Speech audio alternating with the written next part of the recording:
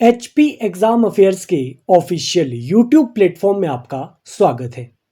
देखिए, जैसा कि आप जानते हैं कि हिमाचल प्रदेश हाई कोर्ट ने आपके 141 पोस्ट जो है वो आपके क्लर्क के पोस्ट जो है वो आपके एडवर्टाइज किए हैं। 141 पोस्ट है ना, जिसमें से आपके जो है वो 84 पोस्ट जो है आपके रेगुलर है और कॉन्ट्रैक्ट बेसिस पे आपके जो है वो 57 पोस्ट हमें देखने को मिले हैं। ठीक है जी। तो देखिए, आज की इस वीडियो में ना हम साइंस के जो है वो क्वेश्चन को जो है वो डिस्कस करने वाले हैं, जो कि आपके Himachal Pradesh high court clerk के एग्जाम में जो है वो प्रीवियस ईयर में जो है वो क्वेश्चन बने हैं। उन साइंस के क्वेश्चंस को जो है वो हम आज की इस वीडियो में डिस्कस करने वाले हैं। ओके, स्टार्ट करते हैं। डिटेल में सभी क्वेश्चन को जानेंगे ताकि आपका एक रिवीजन हो सके और आपको एक हेल्प मिल सके कि कैसे क्वेश्चन यहाँ से आपको एक आइडिया लगे कि कैसे क्वेश्चन आपके हाई कोर्ट क्लर्क एग्जाम में जो है वो आपसे प्रीवियस ईयर में बने हुए हैं। क्वेश्चन नंबर 1 है यहाँ पर, which enzyme present in pancreatic juice helps in protein digestion. कि कौन सा एंजाइम प्रेजेंट होता है आपका इन पेनक्रिएटिक जूस जो कि हेल्प करता है प्रोटीन के डाइजेशन में। तो थोड़ा सा डिटेल में जो है वो यहाँ से जान लेते हैं, प्रोटीन के डाइजेशन को जो है हम थोड़ा अच्छे से यहाँ पर समझ लेते हैं।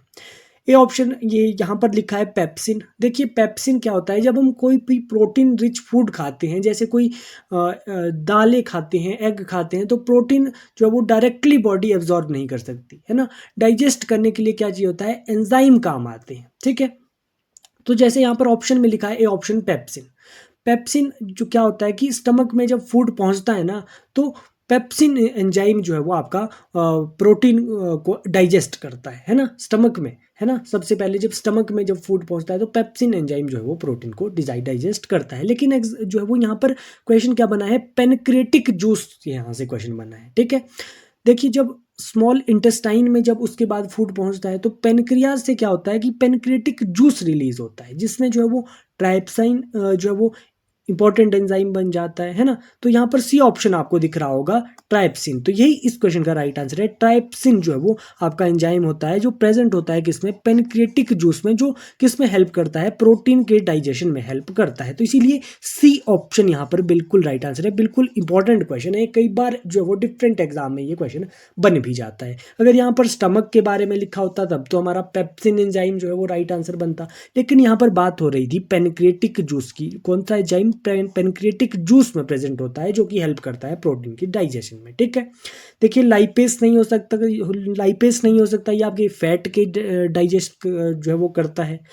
एमाइलेज यहाँ पर लिखा है, एमाइलेज जो है वो आपका कार्बोहाइड्रेट स्टार्च को डाइजेस्ट करता है। तो यहाँ पर ट्राइप्सिन ही जो है वो इस क्वेश्चन का बिल्कुल राइट आंसर है। तो ये हमने जो है वो थोड़ा डिटेल से जान लिया इसके बारे में। नेक्स्ट क्वेश्चन की बात यहां पर कर लेते हैं। Question number 2, which of the following statement with reference to blood is or are correct. किन में से जो है वो ब्लड के बारे में कौन सी स्टेटमेंट करेक्ट है। फर्स्ट स्टेटमेंट लिखी है, blood is composed of plasma and different types of cell. ये तो सही बात लग रही है मुझे कि ब्लड में जो है वो ब्लड कंपोज्ड ऑफ प्लाज्मा और जो है वो सेल जो है वो डिफरेंट टाइप ऑफ सेल जो है वो ब्लड में होते हैं। बिल्कुल सही बात है कि ब्लड में मेनली जो है वो प्लाज्मा सेलुलर कंपोनेंट से बना होता है। जैसे सेलुलर कंपोनेंट जैसे आरबीसी हो गए, डब्ल्यूबीसी हो गए, प्लेटलेट्स हो गए। ठीक है जी, तो सही स्टेटमेंट है। फर्स्ट स्टेटमेंट तो बिल्कुल सही है।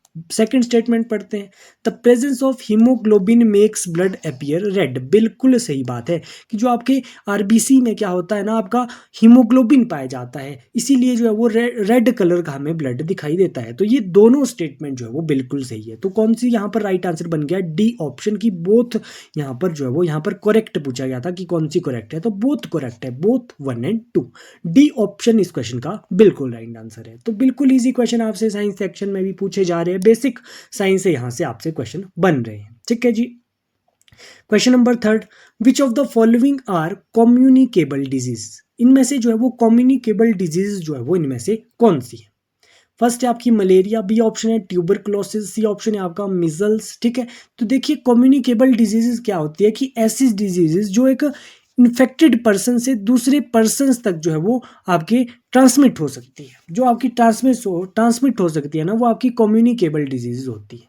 मलेरिया मलेरिया आपकी जो है वो कम्युनिकेबल डिजीज नहीं होती है ना।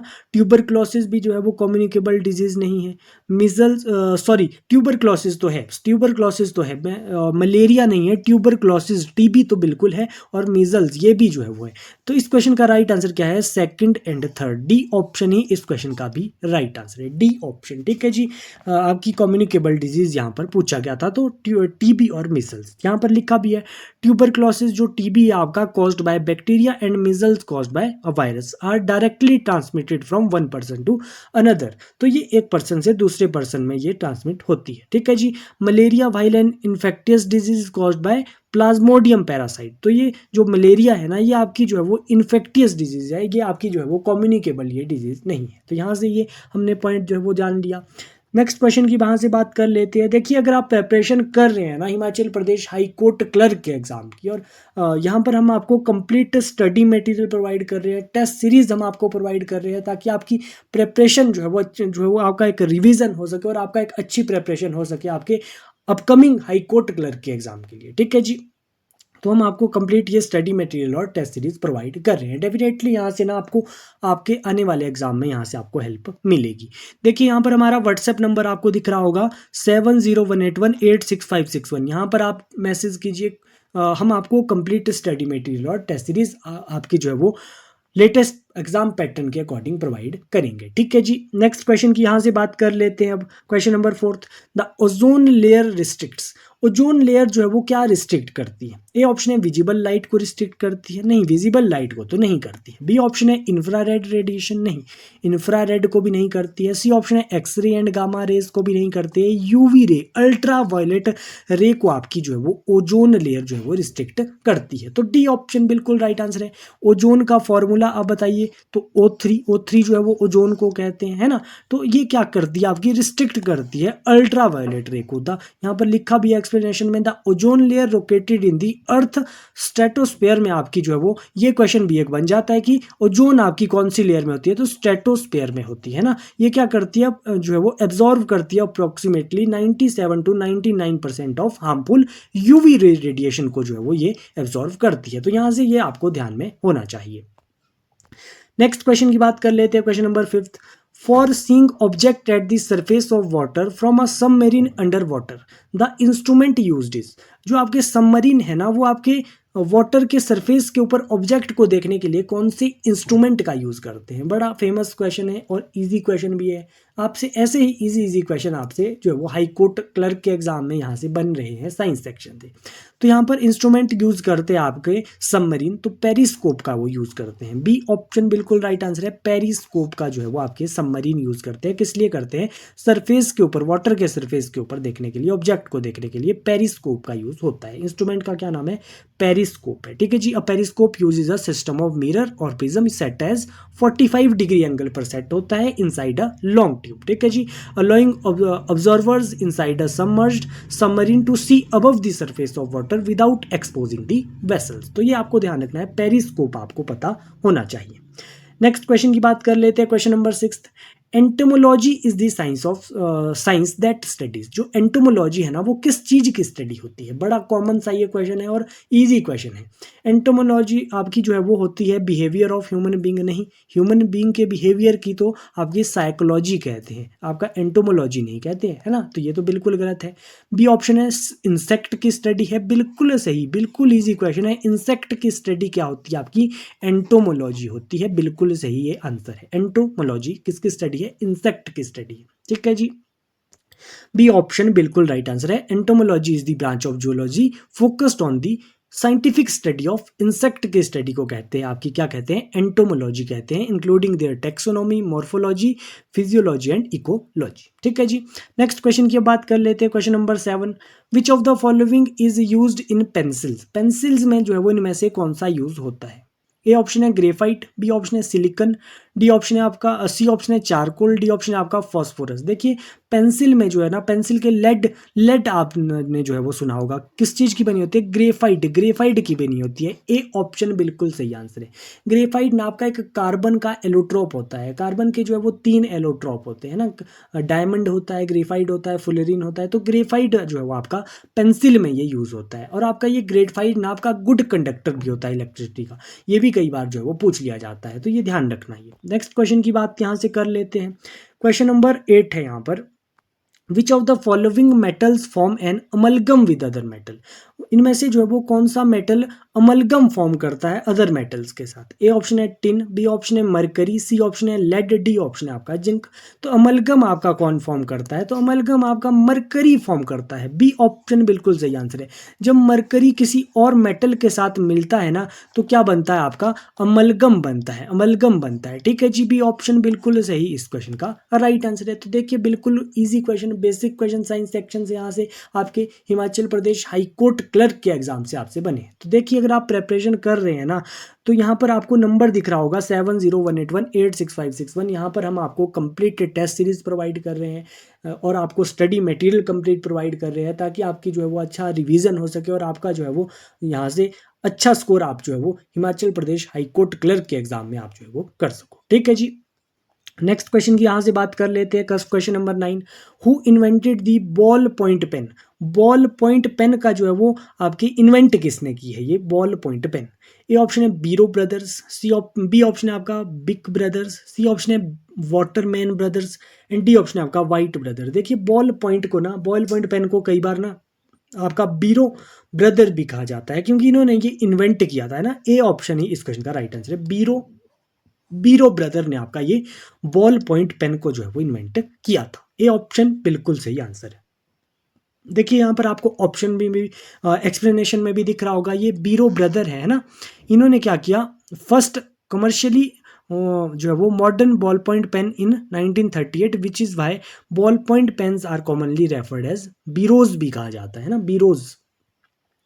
नेक्स्ट क्वेश्चन की यहाँ से बात कर लेते हैं। Question number 10, who is the father of geometry? Geometry के फादर कौन है? ज्योमेट्री के फादर बड़े यहाँ पर इजी क्वेश्चन है, ज्योमेट्री के फादर कौन है? यूक्लिड है, यूक्लिड है। बी ऑप्शन बिल्कुल सही आंसर है, यूक्लिड। ठीक है जी, एरिस्टोटल नहीं है, पाइथागोरस नहीं है, केपलर नहीं है, यूक्लिड जो है वो इस क्वेश्चन का राइट आंसर है, बी ऑप्शन। ठीक है जी, नेक्स्ट क्वेश्चन की यहाँ से बात कर लेते हैं।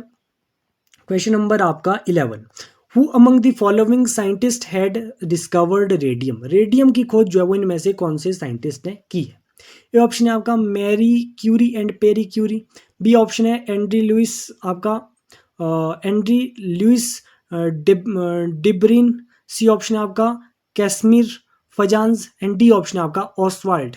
तो भैया ये आपकी की है ना, ये रेडियम की खोज ना आपकी Marie Curie and Pierre Curie ने की है। ए ऑप्शन ही इस क्वेश्चन का राइट आंसर है, Marie Curie and Pierre Curie. इन्होंने क्या किया ना, एक रेडियम की खोज की थी और एक इन्होंने ना आपका पोलोनियम की भी इन्होंने जो है वो इन्होंने डिस्कवर किया था। पोलोनियम एलिमेंट है, ये एलिमेंट है ये आपके, है ना, रेडियम एंड पोलोनियम। ठीक है जी, कब किया था? 1898 में किया था। ध्यान रखना, ये पूछा जाता है Marie Curie and Pierre Curie के बारे में। ठीक है, कब किया था? 1898 में किया था। For which they are awarded the Nobel Prize in physics. 1903 में जो है वो इन्हें इसलिए नोबेल प्राइज भी जो है वो मिला था। ठीक है, ये ध्यान रखना।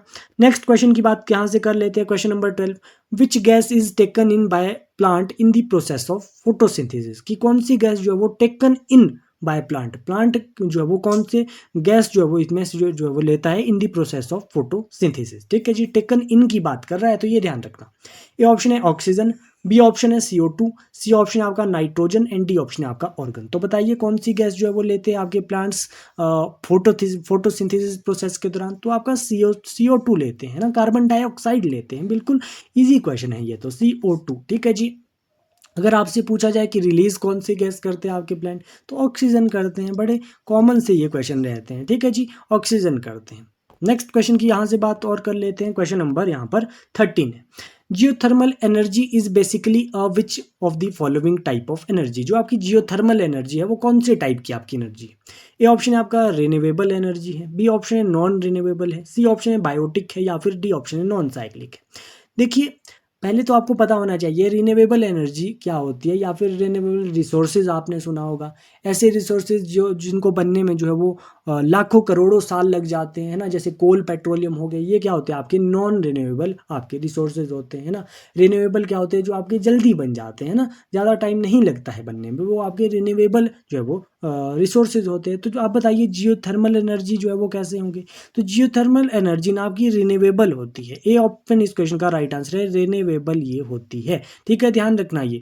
जैसे रिन्यूएबल एनर्जी के और आपको एग्जांपल अगर मैं आपसे बताऊं तो solar energy, wind energy, hydro electric energy, तो ये आपके रिन्यूएबल ये सारी होती है। एक्सप्लेनेशन में यहाँ पर लिखा भी होगा, geothermal energy utilise that geothermal energy utilizes heat continuously generated inside the earth core because earth interior heat is naturally replenished at a constant rate पे जो है वो आपकी replenished आपकी होती है। ठीक है जी, it is classified as a renewable energy source. ठीक है, तो ये आपको ध्यान रखना है। जियोथर्मल एनर्जी होगी आपकी, सोलर हो अगर आपसे पूछे, विंड एनर्जी है ना, तो ये आपकी रिन्यूएबल होती है। जबकि ये कोल, पेट्रोलियम, नेचुरल गैस, ये क्या होते हैं आपके नॉन रिन्यूएबल, ये आपके रिसोर्सेज होते हैं। नेक्स्ट क्वेश्चन की बात कर लेते हैं, question number 14। Milk sugar milk sugar क्या होता है। मिल्क शुगर आपका सुक्रोज होता है, ग्लूकोज होता है, माल्टोज होता है, या फिर लैक्टोज होता है। तो आपका जो ये मिल्क शुगर होता है ना, ये आपका होता है देखिए सुक्रोज तो नहीं होता है। सुक्रोज तो आपका टेबल शुगर भी सुक्रोज को कहते हैं, तो ये मिल्क शुगर नहीं होता। ग्लूकोज तो आपका सिंपल शुगर हो गया। माल्टोज को आपका माल्ट शुगर कहते हैं। लैक्टोज होता है आपका मिल्क शुगर। जो आपके मिल्क में जो नेचुरली पाए जाने वाला शुगर है ना, वो आपका लैक्टोज है ना, लैक्टोज है। अच्छा, ग्लूकोज का यहाँ से आप यहाँ से फॉर्मूला बताइए, ग्लूकोज का क्या फॉर्मूला होता है, C6H12O6। ठीक है, ये आपका ग्लूकोज का फॉर्मूला होता है, ध्यान रखना। ये किसका होता है, ग्लूकोज का ये होता है। बाकी ये सुक्रोज का क्या होता है, सुक्रोज, माल्टोज, लैक्टोज, इनका एक ही फॉर्मूला होता है, क्या होता है, C12H22O11। ठीक है जी, C12H22O11 ये सब का होता है इनका। सुक्रोज का भी होता है, माल्टोज का भी होता है, लैक्टोज का भी, एक ही फॉर्मूला ये इनका होता है। अच्छा, आप कमेंट बॉक्स में ना फ्रक्टोज का फॉर्मूला आपका कमेंट बॉक्स में आपका आंसर आना चाहिए कि फ्रक्टोज का फॉर्मूला क्या होता है। जैसे मैंने आपका केमिकल फॉर्मूला ये ग्लूकोज और इनका बताया। ठीक है जी, फ्रक्टोज का आपका कमेंट बॉक्स में आंसर आना चाहिए। नेक्स्ट क्वेश्चन की यहाँ से बात कर लेते हैं, question number 15। Echo is produce due to, जो है वो इको जो है वो आपकी किस कारण जो है वो प्रोड्यूस होती है। ए ऑप्शन है reflection of sound, B option है refraction of sound, C option है रेजोनेंस, या फिर डी ऑप्शन है नन ऑफ दिस। तो आपकी जो इको होती है ना, इको आपकी रिफ्लेक्शन ऑफ साउंड के कारण होती है। ए ऑप्शन ही इस क्वेश्चन का बिल्कुल राइट आंसर है। किसके कारण होती है आपकी इको, रिफ्लेक्शन के कारण होती है। And echo occur when a sound wave bounces और reflect back off a hard flat surface and return to the listener ear with enough delay to be distinguished as a separate sound. तो ये आपकी eco होती है, किसके कारण होती है, रिफ्लेक्शन ऑफ साउंड के कारण ये होती है। ठीक है जी, नेक्स्ट क्वेश्चन की बात कर लेते हैं, question number 16। Tides in the sea are caused by, जो आपके टाइड्स बनते हैं ना, आपके सी में जो टाइड्स बनते हैं, वेव्स बनते हैं, वो किस कारण बनते हैं। ए ऑप्शन है effect of the moon, B option है effect of this sun, C option है sun and moon, and D option है आपका ग्रेविटेशनल, सेंट्रीफ्यूगल और सेंट्रीपिटल फोर्सेस। तो देखिए जो ये टाइड्स बनते हैं ना, ये आपके मून एंड सन दोनों के जो में जो है वो ग्रेविटेशनल पुल, ग्रेविटेशनल फोर्स आप कह लो है ना, इनके कारण ये जो है वो आपके समुद्र में क्या बनती है, टाइड्स बनती है, वेव्स बनती है। ठीक है जी, तो यहाँ पर ना आपका सी ऑप्शन बिल्कुल सही बन जाएगा, सन एंड मून के कारण ये आपके टाइड्स बनते हैं। ठीक है जी, सी ऑप्शन इस क्वेश्चन का राइट आंसर है। देखिए यहाँ पर लिखा भी है, tides are periodically rising and falling of ocean water driven by combined gravitational pull exerted by both the moon and the sun। ठीक है जी, along with earth rotation। तो ये आपको ध्यान रखना है। ठीक है, next question, common salt is, बड़ा कॉमन सा क्वेश्चन है। कॉमन सॉल्ट का फॉर्मूला आपको बताना है। तो कॉमन सॉल्ट तो आपका NaCl होता है, यानी कि NaCl यानी कि सोडियम क्लोराइड। ए ऑप्शन ही इस क्वेश्चन का बिल्कुल राइट आंसर है। तो बेसिक साइंस से बिल्कुल इजी क्वेश्चन आपसे पूछे जा रहे हैं प्रीवियस ईयर में। ठीक है, ऐसे ही क्वेश्चन आपसे आगे भी पूछे जाएंगे। ठीक है, नेक्स्ट क्वेश्चन है question number 18। Chemically vinegar is, जो आपका विनीगर है, विनीगर का यहाँ पर आपका जो है वो केमिकल नेम आपको बताना है विनीगर का। ठीक है, ए ऑप्शन है मिथाइल एल्कोहल, बी ऑप्शन है इथाइल एल्कोहल, सी ऑप्शन है sodium carbon dioxide solid carbon dioxide, या फिर डी ऑप्शन है आपका एसिटिक एसिड। तो बताइए, विनीगर तो आप जानते हैं एसिटिक एसिड होता है ना, एसिटिक एसिड फॉर्मूला क्या होता है एसिटिक एसिड का, CH3COOH। ठीक है, तो ऐसे पॉइंट्स आपको सिंपल क्वेश्चन आपको गलत नहीं करने, ठीक है। नेक्स्ट क्वेश्चन की यहाँ से बात कर लेते हैं, question number 19। Who discovered the phenomenon of radio activity. Radio activity जो फिनोमिनन है ना, ये आपका किसने डिस्कवर किया है। तो बिल्कुल ये भी आपका बिल्कुल अच्छा ये क्वेश्चन है, और कई बार डिफरेंट एग्जाम में ये क्वेश्चन बन जाता है कि रेडियो एक्टिविटी की खोज जो है वो किसने की थी। ए ऑप्शन है मैडम क्यूरी, बी ऑप्शन है पैरी क्यूरी, सी ऑप्शन है हेनरी बैक्वेरेल, या फिर डी ऑप्शन है ऑल ऑफ द अबव। देखिए madam Curie and Pierre Curie ने क्या डिस्कवर किया था, रेडियम और पोलोनियम किया था। तो ये इन्होंने तो रेडियो एक्टिविटी डिस्कवर नहीं की है। तो डिस्कवरी की कौन बची है अब, हेनरी बैक्वेरेल। हेनरी बैक्वेरेल ने क्या किया था, रेडियो एक्टिविटी जो है वो डिस्कवर्ड की थी। सी ऑप्शन इस क्वेश्चन का बिल्कुल राइट आंसर है, यहाँ पर लिखा भी है Henri Becquerel discovered spontaneous radio activity in 1896, ठीक है जी। इसलिए इनको भी जो है वो 1903 में जो है वो नोबेल प्राइज इन फिजिक्स इन्हों मिला था, मैरी एंड पेरी क्यूरी के साथ साथ, ठीक है जी। तो ये जो है वो आपको ध्यान में रखना है, रेडियो एक्टिविटी की खोज किसने की थी, बैक्वेरेल ने की थी, हेनरी बैक्वेरेल। तो ये थे आज के जो है वो साइंस के क्वेश्चन जो है वो हमने डिस्कस किए, जो कि आपके Himachal Pradesh high court clerk के एग्जाम में प्रीवियस ईयर में जो है वो बने हैं, ठीक है। देखिए अगर आप प्रिपरेशन कर रहे हो ना Himachal Pradesh high court clerk के एग्जाम की, तो हम आपको कंप्लीट स्टडी मटेरियल प्रोवाइड कर रहे हैं, टेस्ट सीरीज हम आपको प्रोवाइड कर रहे हैं, और अच्छे लेवल के टेस्ट सीरीज है ना। यहाँ से आपका कंप्लीट रिविजन होने वाला है, और आपका जो है वो प्रेपरेशन यहाँ से जो है वो आपका रिवीजन होगा, और जो है वो आपकी जो है वो प्रिपरेशन में जो है वो अच्छी शेप आपकी प्रिपरेशन को मिलेगी, ठीक है जी। तो हम आपको ये कंप्लीट स्टडी मटेरियल और टेस्ट सीरीज प्रोवाइड कर रहे हैं। यहाँ पर आपको व्हाट्सएप नंबर दिख रहा होगा 7018186561। यहाँ पर आप जो है वो मैसेज कीजिए कौन से एग्जाम की आप प्रिपरेशन कर रहे हो, या आप जो है वो HPRC के अपकमिंग एग्जाम की प्रिपरेशन कर रहे हो, HP पटवारी, JOIT, या फिर हिमाचल प्रदेश पुलिस कांस्टेबल की प्रिपरेशन कर रहे हो, या फिर आप हिमाचल प्रदेश हाई कोर्ट के किसी एग्जाम की प्रिपरेशन कर रहे हो, हाई कोर्ट क्लर्क के आप प्रिपरेशन कर रहे हो, या फिर प्रोसेस सर्वर, या फिर आपकी हिमाचल प्रदेश सेक्रेटरीट क्लर्क की आप प्रिपरेशन कर रहे हो ना, हम आपको कंप्लीट स्टडी मटेरियल प्रोवाइड कर देंगे, ठीक है जी। डेफिनेटली यहाँ से आपको हेल्प मिल जाएगी आपके अपकमिंग एग्जाम में, ठीक है। तो ये थी आज की वीडियो। ऐसी वीडियो देखने के लिए आप HP एग्जाम अफेयर के चैनल को सब्सक्राइब करें। Thank you so much. मिलते हैं नेक्स्ट वीडियो के साथ। Thank you so much.